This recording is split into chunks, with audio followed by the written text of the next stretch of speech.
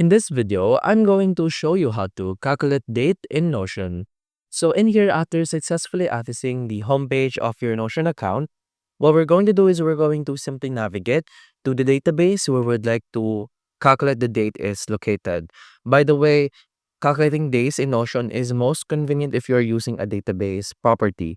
So now we go to database page in here, and when you click this will now open the database that we currently created. And in here, when you scroll down, you can see the date calculations table. Now, what you're going to do to set up the settings for the date calculation is to allocate specific columns for date property and specific columns for formula property.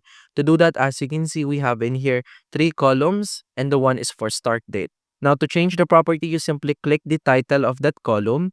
And as you can see, you can now have here edit property or change type property. You simply select the property I would like to use. Since we are using date, you stick the date.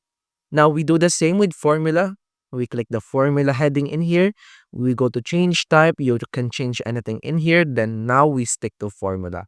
Now, after setting up the property that are necessary for the date calculation, we simply input the first date in here. Let's say the scenario is our goal is to add 7 days automatically to each date that we input. So after putting in here the first date that you would like to use, we go to formula on the corresponding cell and we type this specific formula.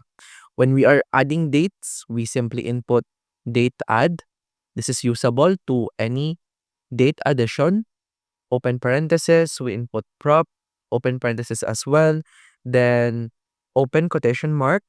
Then we input start date. Start date, by the way, is the name of the column where the date is located. This is, by the way, case basis. So any typographical will not make the formula functional.